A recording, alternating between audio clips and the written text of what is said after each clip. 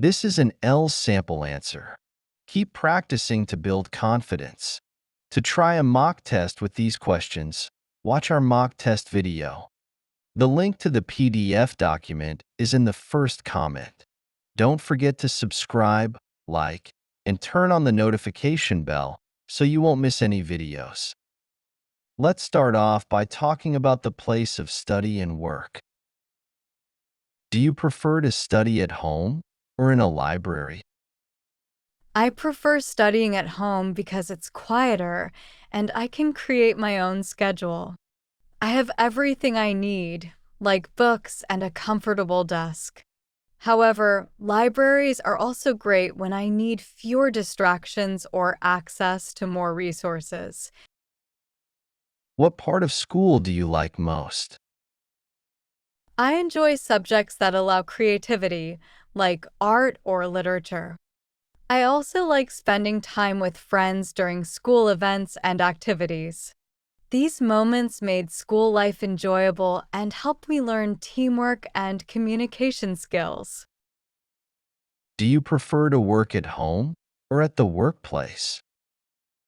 I prefer working at home because it's convenient and I save time commuting. However, being at the workplace helps me stay focused and interact more with colleagues, which can improve teamwork and productivity. Do you prefer to work alone or in a group? I prefer working alone when I need to focus on detailed tasks, as it helps me stay organized. But for brainstorming or big projects, working in a group is better because you can share ideas and solve problems together. Do you think schools should have more group projects? Yes, group projects teach students important skills like teamwork and communication. They also allow students to learn from each other, which can make the experience more enriching and enjoyable. That's the end of part 1. Now we are going to move to part 2. In this part, you will have 1 minute to prepare and then speak up to 2 minutes. Describe a person who likes making things by hand. You should say who this person is, how you know this person, what they like to make by hand, and explain why you think they enjoy making things by hand. One person I know who loves making things by hand is my Aunt Emily.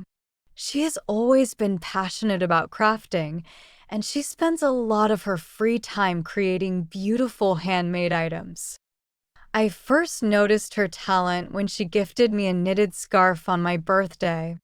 Over the years, I've seen her work on everything from sewing clothes to designing intricate jewelry pieces. Her dedication and creativity have always impressed me. Emily's interest in crafting began when she was a teenager. She learned the basics of knitting and sewing from her grandmother, and it quickly became a hobby she enjoyed. She says crafting allows her to express herself and relax at the same time. What makes her creation special is the attention to detail she puts into each piece. For example, she once spent weeks designing a quilt with unique patterns that represented different family memories. One thing I admire about Emily is her willingness to share her skills with others. She often hosts workshops for her friends and neighbors, teaching them how to knit or create handmade cards.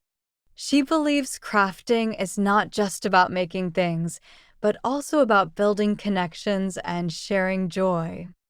I've attended a few of her workshops and found them very inspiring and enjoyable. Knowing Emily has made me appreciate the value of handmade items. Her work reminds me that creating something with your hands takes time, effort, and heart. It's a wonderful way to make things personal and meaningful. That's the end of part 2. Now we are going to move on to part 3.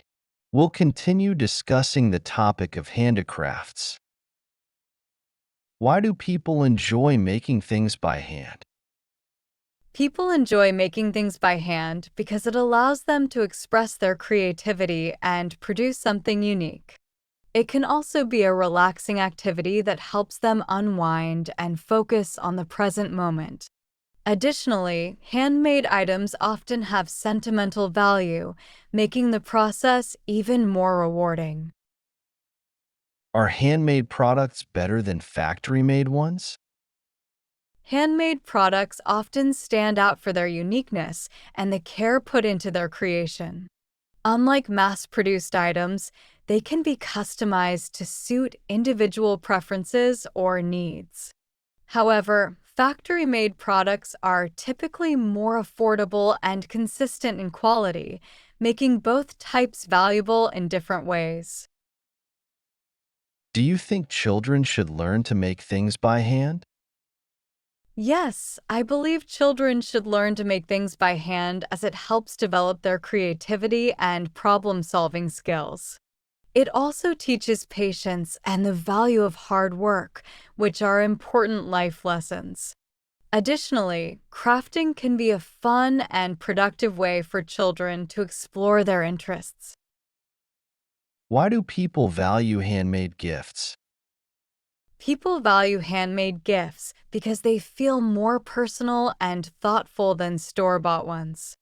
These gifts often show that someone took the time and effort to create something special. The sentimental value of a handmade gift can make it a cherished keepsake for years to come. That's the end of the speaking test. Good job.